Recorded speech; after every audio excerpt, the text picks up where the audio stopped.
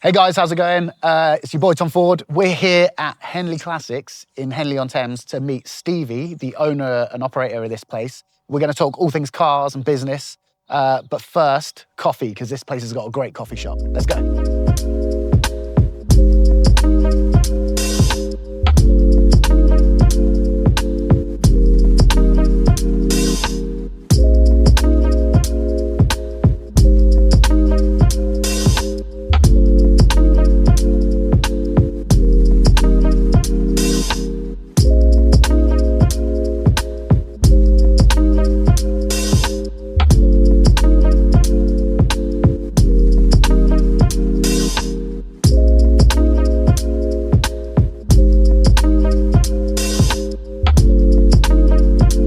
Thanks for doing this. That's right.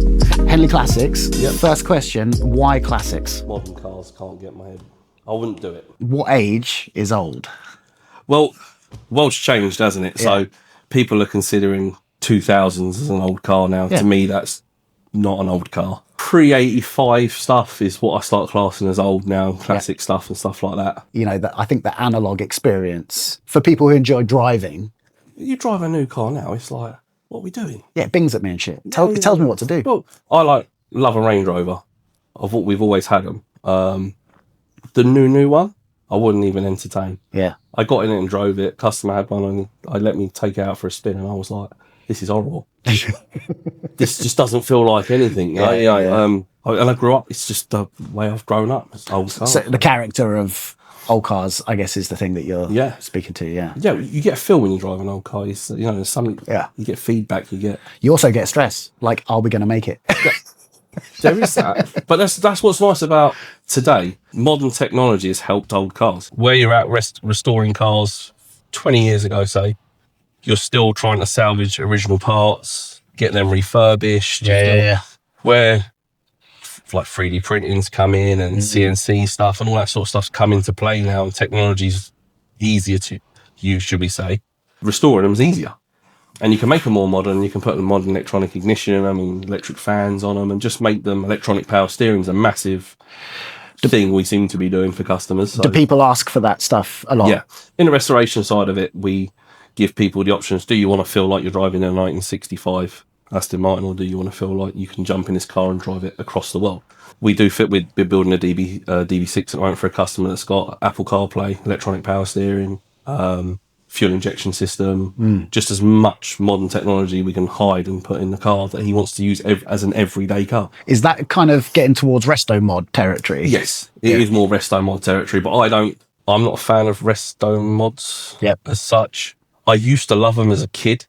When you see like a King Digit and all the overhauling shows and see the big split rims and all, you'd be like, that's cool. Yeah. I just like everything to look period correct now. I like it to work. A good friend of mine, he's turned SU carburetors into what looks like an SU carburetor, but inside it's got 2 fuel injectors. Right. So you pull the bonnet on an Aston or a Jag now and it looks original period correct, but it's all modern internal. Yeah. That stuff I love.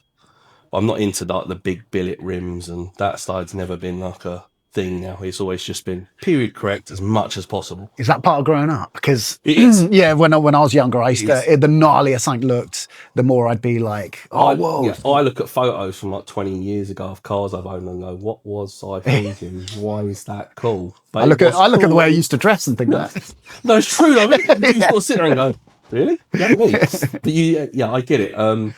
And yes, with cars, I sort of sit there and go, why did I do that? But at the time, that was the thing to do. Yeah. Whereas if you're doing period correct, it's timeless, right? Yeah. It's like if it looked good then and and it looks good now, it's a But that's what I like. I like period, like it's just stuff like to be correct and it like needs to look right. What's your opinion on like updating the driving experience then? Because I've seen people do it in the Land Rover world. Yeah. You know, they were offered to do it to mine. Oh, we can update this. We can put power steering in and all that. But personally, I was like, well, it's an agricultural vehicle. Yeah. I want it to always feel that way. Yeah. Do you have an opinion on that? We ask you what you want. You want to feel like you're stuck back then and rickety and, Yeah. The world we're in, the Astons, they're built to drive like nice cars, but it's old hat technology. It's not, so you can modernise them and stuff like that. Whilst maintaining the feel. Yeah. Right. I'm a big fan of electronic ignition systems on cars because I think points and condensers, like the way they used to start, is just old it never worked. Yeah. You know, electronic ignition is a must on any old car. It doesn't change the look of it. It just makes it nice and reliable on that flick of the key. I've seen people do it where they start with something and then they do the next thing. And there's always that point, I think, when you're customizing, updating, doing anything with a car, where there is a nice place to stop. Yeah. And some people, I don't think they know where that is. Maybe they didn't hold it in their mind at the Like the engine conversion stuff, that has always bothered me. Prime example, Land Rover. Yeah. You do the M57 swap, the 3-litre BMW diesel swap. Yeah. Those engines are absolute torque monsters. Yeah. And people, I've done the swap. Okay, the diff's not designed to take pulls that. the rest of the car apart. The brakes are not designed to take that, so they don't do anything else. So then you've built yourself a death trap that is really fun, because it's hanging on for dear life, but just nothing else is keeping up with it. Yeah. That's when they start getting expensive, and that's when I feel people go too far with builds. Like Land Rover builds stretching on 6 figures when they start doing M57 stuff, and you're sitting there going, oh mate, I nearly did it. You sit there and you go, sorry, you've just done how much on a Land Rover? You just sit there and deep it and go, really? Okay, but people want that, but you have to upgrade everything as you go along, so there's a way of doing it right, I guess. Yeah. You run Cars and Coffees events out here. When I've come, and I recommend everyone come because they're really good, but what I've noticed is there's like almost a bit of a community going on here. But like when we spoke before, you said a lot, like at first you didn't really know many of the people. No. So obviously come up from West London 3 years ago, moved out here. We was just a restoration shop. We was just doing restoration work. This unit become available, and one of the things I've always wanted was a showroom and a coffee shop. It's like just been the thing forever and a day. Yeah. We did the first Cars and Coffee, and it's like, hold on a minute, there is a community in Henley of people that are into cars. Yeah. And it's grown, and like I said, we don't know any of these people as such. They've just appeared, created something, which is cool, because that's what I wanted to create. How important is the community aspect to you? In terms of the car thing, but also as the business thing? Do you know? No, it's massive. I'm very family orientated and always have been. Yeah. Well, I've seen your customers coming in. Yeah. Because they come back for coffee and to sit. And we just try to, I always make time for people. Yeah. I always just try and make people feel like they're at home or they're welcomed here. Yeah. Trying to build a nice community for everyone is like a main thing with the classic cars, I guess. Yeah. Such. So when you first came down from London to Henley, I understand it wasn't easy to get this whole thing set up. No. Like, what were some of the challenges that you faced? People you think you're like are trying to help you aren't. Yeah. And you learn it very quickly. Yeah. That playground vibe never goes away. If you get what I mean, the playground is still a playground. It's just a bigger playground. Do you think people were threatened by you setting up here? A part of me feels that way, but I don't know why. If I've met someone in the road that's into classic cars, or I've met someone through the trade round here, I've tried to work with them. Yeah. People have shown their true colours, and it just blows my mind, because you're sort of sitting there going, really? Like, we can't do everything here. We do at a big amount. Yeah. But there's other people that we try and help as such. Yeah, I had the same issue, right? Like when I set up my business, I would pass business around, because my opinion or my way of looking at it is like, I come from an abundance mentality. Like, there's plenty of business to go around. There's plenty of money to go around. There's no need to like, oh, this is mine. But that's what other people don't share that sentiment, right? It did get a bit political. Yeah. But it's calmed down a little bit. And well, you don't strike me as the kind of guy that would get involved in the politics. You might just be the kind of guy who's more like, I'm just doing my thing. Yeah, I just switch off from it. There was a time and point in my life where I was quite an irate person, and I'd snap. I'd go at an instant, and my dad passed, and then that was it. I just mellowed. I zoned out. And then if anyone sort of give any headache or any jip now, or anything, I'm just like, whatever. Yeah. Social media doesn't help. Yeah. It doesn't People help. have to get on that. Oh, fucking yeah. And you sort of sit there and go, you won't say it to my face, though. Yeah. How did your upbringing, personal life, all that sort of stuff, how did that and how does that play into how you run your business? How you got this up? I grew up in it. Yeah. So your dad was... So my dad worked for one gentleman. He had a car collection going 45, 50 cars. Yeah. And my mum got ill. She got multiple sclerosis, so she got ill. So then he had to sort of pack up what he was doing and sort of become a carer for my mum. But one of his customers was like, just work for me. And my dad worked for him. And I grew up round racing Aston Martins, Jaguars, just car, it was my life. But where we grew up in West London, we were totally little shits is the best way to describe it. But my dad kept me off that path. Yeah. Yeah, we grew up in a bit of a rough place, and it was just my dad that kept me away from it all. He wouldn't let me out on the streets. He knew what was around, and Yeah. he kept me in the workshop. Bought my first car, 10 years old. Bought me a Mark II Escort, and he was like, 10 years old. "There's your So my first 10 years old, I had a little Mark II Escort with a little 1600 in it, and he taught me how to work, do head gasket on it, little cross flow. He taught me everything to keep me just off the street, shall we say, and kept me in the workshop. Do you think that was conscious decision by him? Yes, because of how my dad grew up. Right. Because of how he grew up in South London, foster care, Right. absolute carnage, no dad. We had a dad, but he weren't a dad. Yeah. My dad was feral, is the best way to describe it. The dude was feral, and he tried to do the best for us. He was hard work. He's very hard work. He's diagnosed with bipolar, and it was carnage. 1 minute you'd like be all right in the workshop, next minute, car batteries getting thrown at you. So I bet you got good at dodging them. that and padlocks. I got well. They can do some damage, man. Yeah. I've learned. But yeah, so I was round my dad 24/7 in the workshop. My dad lived in that workshop. He was never home. And I've got kids of my own now, and I'm like, I'll go home, conscious to go home and spend time with the kids and all that. Otherwise, I wouldn't. I'd be in there till 3 o'clock in the morning like I used to be. Yeah, but do you know what? It's funny when you were talking about that, I was thinking about how when I was young, I came into music. Yeah. And music is at a very young age, what kind of kept me out of trouble. And a lot of my friends and stuff, they got into drugs and all sorts of stuff. But I always wanted to be a great musician, and that was a focus. So you had a passion and a focus. And it kind of saved me in a weird way, right? Me in school, absolute carnage. Yeah. Awful. Yeah, same here. Absolute awful. And it got to the point in year 11 where I left at lunchtime and went to my dad's workshop. Right, yeah. I left. I used to spend my lunchtimes in the music. Yeah, what your passion and your focus is.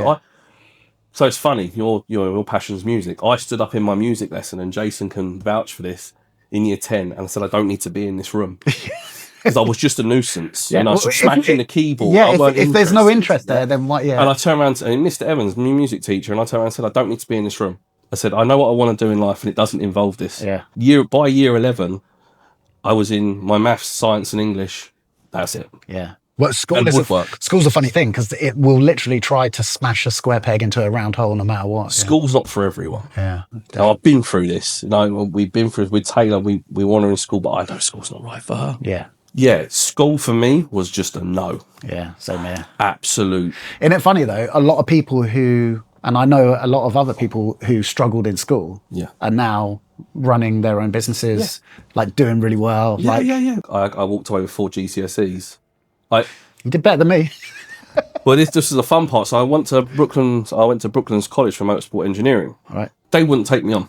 They weren't interested. They said, we can put you on a lower course, which is a City and Guilds course, basic mechanical course. But the kids in that class... Yeah. You're already far surpassed them because you've been wrenching on cars since you were 10, right? Yeah. And I was like, can you just put me in that class for 6 weeks? I will retake my maths in college if you let me. So I had to do my maths and science again in college. And get them up to a merit grade or whatever they called it. And then I blew through my HND, High National Diploma in Motorsport Engineering, with distinction. Yeah, but despite all of the struggles you had in school, you still have all that higher education stuff. Yeah. Because I went to college to do music tech. Okay. And I was like 6 months in, I was like, fucking, I'm the only one here who has any actual practical skills. And I was like, fuck this. And I walked out and I got lucky and ended up carving out a career in music. But I went to do the motorsport, and then I just sort of chomped through it. But because I was focused, it's something I enjoyed, and we were in the workshop, and we were like, I'm buzzing. Yeah. I blew through college, and then my dad was like, right, you need to go and learn how Aston Martins work as road cars, because you're never going to make money out building race cars. Yeah. He come at 2 or 3 o'clock in the morning, and when I started doing racing with him, like actually going out to the racetracks like 13, 14 years old, my mum was having the ump, because Friday I'd go straight from school, BMX down to the workshop, and she wouldn't see me till Monday. Because I'd come home at 3 o'clock in the morning from working on the cars, then off to like Silverstone, off to the racetrack, off to racing for the weekend, then back home, and then 8, 9 o'clock on a Sunday night. Is it when you look back on that now, though, as a grown man, do you think there's anything wrong with that? No. Yeah, me neither. Yeah. I absolutely loved it. Yeah. I absolutely loved every minute of it. I don't think it was fair on my mum. I don't think it was fair on my mum or my sister and my younger brother. because it was just me and my dad all the time. My brother showed no interest in cars. Right. My sister didn't have an interest in cars. It was just me. So my dad sort of latched onto that. I was like, phew. There's that funny thing though, with like men and how like, especially sons and dads, and how like, you know, and that shared interest can be like a bonding thing. Otherwise it can be quite difficult, right? Yes. Trying to find that balance now is difficult for me with children. And but it's, the awareness is there, right? The intention behind it. Even when you get home, you're answering emails, you're doing invoices, and you've got kids around you. And You're never really not working, or thinking about it. So what kind of people are you dealing with then? The main batch of customers we deal with in the Aston workshop, they're big investors. One customer I've never met. I worked for him for 5 years. I've never met this human being. Why? Because he has people who bring, right.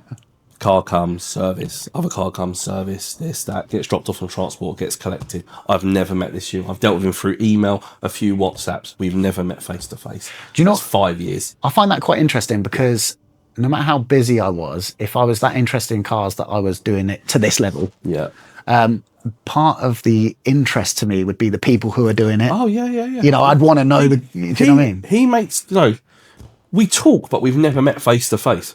Maybe he's just that busy, right? No, he is, but that's like, it's not a joke. When 35 businesses he meant, and I was just sitting there going, I'm struggling with two, like mental capacity of 2 is crazy. And this guy's got 35 operations going on, and you're sitting there going, what Makes you wonder when he's driving the cars. The last one we did for him, we did a V8 Volante Aston. He drove that from London to Istanbul. Mental. And I was like, I tell you what, though, testament to your work that it made it. All I said to his driver was, I've put spare belts in there. There's spare spark plugs. There's a few spares in the boot. Yeah. There's enough, They got there and back. The car come back, and all it needed was an oil change and a general check over. No. And I was just like, we're cool. It was a bit stressful because them V8s, they're a bit emotional. Do you enjoy that aspect of it? Not getting to know the customer as well as the car? I do like to gauge the customer because I do like to I like to get feedback off of them about the car. This world I prefer, should I say? When you say this world, which Henley Classics world I prefer. Right. That big money investment stuff is another, it's a different level. And the motivation behind it is slightly different, maybe. Yeah. When we were chatting personally, you said that you've experienced some level of racism. Oh yeah, round here. I'm sorry, I'm just going to be blunt about it. Round here is absolute carnage. It's like being in the 80s. I'm being serious. You sort of sitting there going, is this real? Is this? Which surprised me, right? Because like, I don't know why it shocked me so much, but say a little bit more about it. Like, what were some of your experiences? So, when we first moved here, where this old dear come over to us, and out of the blue, she said to me, "Where were you on 9/11?" And I'm sort of sitting. This is going to be a clip, 100%. I'm sitting there and I'm going, "Sorry?" She went, "Where were you on 9/11?" I said, "I was in school. I was 11 years old when it happened. I remember it quite well." And she went, "I was stuck in Boston." And I thought, did she think I was driving the plane? Like, what's going on here? Blokes walk up into the workshop when we have the doors open, and they'll come in and stick their head. "Oh, can I just have a look?" "Yeah, of course you can." And they'll say, "I used to work with a foreign chap like you." "All right, your English is better though." And I'm sitting there going, "I'm just a bit brown, mate." But yeah, that's always been a battle. Even down to like having phone calls with people on the phone. We'll be talking about the customer's car, and they'll turn up here, and I'm like, they'll come up to me, "I'm looking for Stevie," and I'm like, "Yeah, how'd you do?" And you can see there's that. Are you being real right now? Are you sure? That's mental. Man. It's just always been a thing. My dad had to deal with it. They're Anglo-Indian. It was carnage already, should we say. There was an Anglo-Indian community in South London. Yeah. They all stuck together. Yeah. But they had to grow up with skinheads and this and that and all that sort of stuff. Yeah. Up here, it's just been, it's never not gone away. I never look at anyone's race. It's never been a thing. Yeah, I never. When you told me you had that experience, I was like, "What?" Like, I didn't even twig. It's like a vibe, like it's very. People answer their phones with the area code, and it's like I'm sitting there going, "Is Roger in?" She's answering, "Hello, it's 014." It's like, what are you doing? I used to be at a program. She always used to it was keeping up appearances. Yeah. The UK residents. I was sitting there going, oh, is this real? But people do that around here still. So it's been a bit of a, there's always been a thing, but yeah, it blew my mind a little bit. So obviously you've got the restoration side of things, Yep. the sales, Yeah. the coffee shop, Yeah. Detailing studio. the detailing studio. Yeah. Like how, I mean, look, I do multiple things. How are you finding juggling all of that? Yeah. Let's just say, let's just do that. It's, yeah. Just it's holding on. absolute carnage. Just white knuckle. But I didn't work it out. Like, let's be real.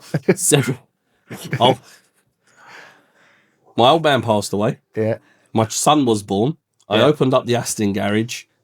We then moved out of London and then set this up all within 6 months of each other. Just go hard or don't do it is my... Are you an all or nothing guy? Yeah. Yeah. It's full send or switch off, see you later, bye, shut the door. High energy guy?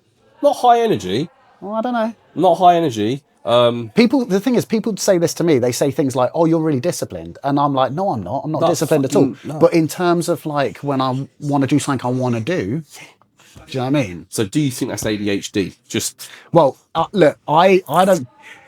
Labels. I don't like Labels, it. But like I've said to Joe many times, if ADHD is a thing, then I've got it. I don't see it as a disorder or anything else. I just see it as like it's a personality trait. It's just an energy level. Yeah. I'm just on that level. But it's what drives you. We're some of the lucky ones where you find it early. Yeah.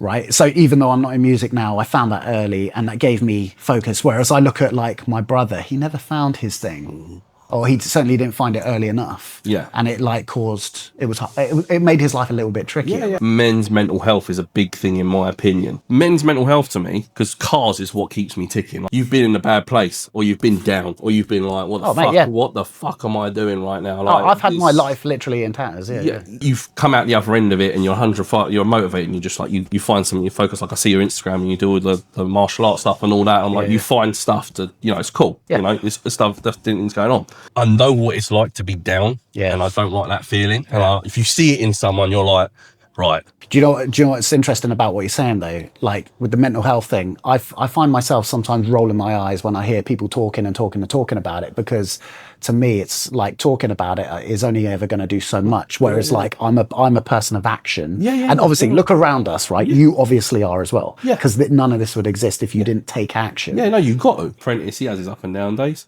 Some days he's on point, he's 100 miles an hour. You couldn't ask for a better kid, and then some days you're like, really? Yeah. Well, where are we going with this? Like, but also that's like, there's nothing wrong with that, right? No, like I regularly have days where I'm like, oh, today's one of them, right? Yeah. And you're just kind of like, I'm just gonna ride this wave. It's totally fine. Yeah. It's all right to not be motivated all the time. Sarah will go to me, "Are you okay?" And I'm replies, "Yeah, I'm fine." Yeah. Cool. Fine. Some days she go, "Are you okay?" And I'm like, "No, I'm not." Yeah. So what's up with you? And I was like, "Do you know what? Don't worry about it." Yeah. Just not today. just not today. Yeah. I'll just go to the workshop. I'll crack on. I'll do something just to, like, back to the running, like basically 5 businesses in one, 5 things going on. It keeps me. Yeah. I think if I stopped, there'd be a problem. Yeah. Well, I think that like some of us are wired to just put things out. Yeah. Like it's like a tap or like a hose, and if you try and kink that hose, stuff starts getting a bit crazy. It's that you've got to keep things moving and flowing. Yeah. Part of it is like how you're brought up. If my sister fell over, everyone ran to her. Yeah. If I fell over, your dad, get the fuck up. Yeah. What are you doing? Yeah. Dust yourself off. Yeah. I got thinners in my eye once at the workshop. I was about 13 years old. We was cleaning the set hubs up and I was using thinners. And my dad told me 3 times, put goggles on. Didn't listen. Got thinners in my eye. Yeah. Do you think he helped me? Yeah. He said, "I told you so."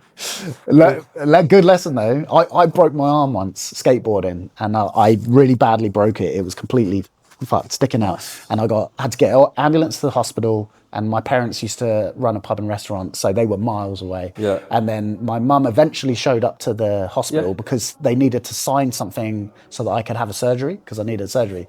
And I was crying. She turned up, and as soon as I saw her, I started crying. She was like, "What are you crying for?" And I was like, "Because I don't want to have an operation. I've broken my arm. They're going to break it back in place." She's like, "Well, it's happening now, so fucking stop deal with it." And I remember at the time being like, that's heartless. And now that I'm older, when people say to me like, "Wow, you're so tough," I'm like, things like that. You got to take it the rough with the smooth. Yeah. like my little boy now, though, if he falls over, I run to him. I'm like, "Oh my God, mate, are you all right?" And my dad would have just been like, "Get up. Yeah. What are you doing?" Well, there's pros and cons to both, man. You know? Where do you see classic cars going in the future? Do you see it going more in the direction of preservation or more in the direction of like the resto mod thing? Or do you see it sort of quieting down? I can't see it slowing down. Yeah. Just because I feel like as people get... The cars might change. Like we're talking about generational shifts now. If you look at the car market now, big generational shifts. Yeah. You've got R34 Skyline GTRs making more money than that Ferrari Daytona. Yeah. You're trying to gauge... Well, it is the generations. It's the customers, isn't it? shift. Yeah. So I think that's always going to be a thing. But I then think people, like the earlier conversation we had, E-types, everyone can relate to an E-type. Yeah. So I think there'll always still be a buzz and Those a whole classics. iconic cars. And then the other thing, people like to lose money in cars. Prime example right now, there was an auction recently of a load of Ferraris that went through at Mecum auctions in America, and they made record-breaking money. Unheard of stuff. Yeah. They don't want to pay their tax. But Yeah. So there's always that. Yeah. And I do think that's a big part of the classic car world, no matter what. You've got your people like you, me, like, if a Cleo Williams come up right now, you're like, oh man, Cleo Williams. Yeah. I'll go and spend my 15 grand on Cleo Williams. My Cleo Williams. And then you've got people that will go and buy a DB4 convertible for £1 million. Yeah. And you go, really? Yeah, it's funny because I'd buy a car or a watch or any of that stuff because I really loved it, whereas I think, there are people out there There's categories now. Yeah. People are buying cars now that they played on Gran Turismo. Yeah, right. They're relating to that. So that little 55 Alfa Romeo Juliet, a little 59 Alfa Romeo Juliet, that appeals to people in their 60s and 70s. Yeah. That doesn't appeal to me or you. I love it, but it doesn't appeal. It's not something I'm like, I'm going to go and spend 50 grand on my hardware money. Your generational shift's a big thing. But I think, the classic car was never going to die. I think I can see it getting stronger, Yeah. I can see with like modern cars going the way they're going. I can see a lot of like, fans of cars, not necessarily petrol heads, but fans of cars. I can see them going away from what's going on in the modern car market. You see where the modern manufacturers are going. For someone who was starting a business in their passion, like you have, if you had to give them just one piece of advice, what would it be? Careful of who you keep around you. Say a little bit more about it. You're focused on what you're doing, so you're focused on your goal, and you think, these people are here around to help me, and they're not. And people who aren't helping can really set you back as well. They can fucking destroy it. Yeah. But be real, they can destroy it. And how do you spot the real ones, though? How do you spot the good ones? Do you want me to be dead honest? Yeah. Play with people. I test people all the fucking time. All the time I play with people. I want to see how true they are. It's like trust but verify. Yeah. Like I said, I've got a handful of friends around me who are, and they're like, I call them like they're like my brothers. Ollie, and he's gonna watch this video, but Ollie, he's round the corner from me, he's a painter. When you meet someone and you feel like you've known them years. Yeah. It's the first time I sat with him and felt like I've known this guy for fucking... must have knocked around with him as a kid in another life or something. There was something going on. Yeah. There's never even been that bit of doubt. Are you trying to fucking play with me? You know why? You know why, don't you? It's because he's doing his own thing too. Yeah, I've got those people around me as well, and they're all kind of like, it's like we're all trying to achieve a similar thing, which is to do something, have a positive impact in the world in some way, and but not at the expense of other people. Yeah. But starting your own business and just going for something that is your passion, just be careful of the company you keep. Yeah. Be very careful. No one's rooting for you. Like, there's a handful of people that actually got your back with it. Yeah, they're rare. Yeah. I just try and help as much as I can. I've always been like that. I've always tried to help. I like helping people, and I like seeing results out of stuff. And me too. You fucking did that. I like seeing people get a result. Yeah. You see an achievement, or you see a build happening. I love following builds, so I love following people building their cars on Instagram. I love watching these. There's a couple of they're younger generation that are trying to fix like a Mark II Golf, but you see these guys and they're working with nothing. I'm I follow them. I like them. Just get that little. Yeah, I like stuff like that. So back to your question of starting that. Yeah, just always pay attention to who's around you. 1,000,000% having a good woman behind you. you got to have a good missus behind them. Yeah. You have to have someone who's Yeah. Sarah's got my back unbelievable. You Yeah. know? She's ready to go to war. I'm like, relax. She's ready to go to war, man. Like, Yeah. But it speaks the same thing. Be careful of the company you keep. Oh, 100%. The relationships you're in, the people. Yeah. Relationships are, and just be careful of the company you keep. Not everyone's there for it. They might say it. Yeah. Social media is a prime example of that. You post a story, yeah? The people that you don't like that are following you or are paying attention are the first fuckers to see that story. I have more people following me that I'm pretty sure don't like me than people who are just supportive. to keep an eye on you, yeah? Yeah. It's weird, isn't it? Yeah. I think it's hilarious. Yeah. I don't think I do it with anyone. But I always think it's weird because I don't think of myself as like someone to keep an eye on either. So I find it strange that people are doing. That's another thing. Don't worry about what everyone else is fucking doing. Yeah, I hate that's one thing that really winds me up. Just focus on what you're trying to do, man. Don't worry about that guy over there. Okay, that guy's he started 2 years before or 2 years later than you, and he's built a following. He's doing this, and he's got £1 million cars. But it's never how it looks anyway. Yeah. It's never how I've told this story so many times, but there's been so many times in my life where on the surface I was very successful, but because I'm quite private, behind closed doors, everything was going wrong. Yeah. This is fucking hard work, man. This is fucking, there's days doing this that are miserable. Yeah. But like today, mate, it's -2. It's freezing cold. It's the first thing she said. The workshop is freezing, man. We're building suspension at the moment on that DB4. Everything's cold to touch. It's horrible. Yeah. I'm like, sometimes I'm sitting there going, why don't I just come get a fucking office job? No, do you know what I mean? I'm in a warm office right now, typing crap on a computer. Mate, I get it. I chasing money around for people, and I'm just like, I'm a glorified debt collector. I didn't go into business for this, but you got to take the rough with the smooth. Yeah, that's it. Yeah, but yeah, that's my piece of advice to people. If you are going in your passion, make sure you got to be 100%, man. Yeah. You can't be like tiptoeing. You can't, all or nothing. Yeah. Full send or don't do it. Right, Stevie, thank you. Yeah, I really appreciate it. Yeah, it's cool. It's cool. Awesome. That was a cool little thing. Awesome. Man. That was a cool little thing to do. Cool.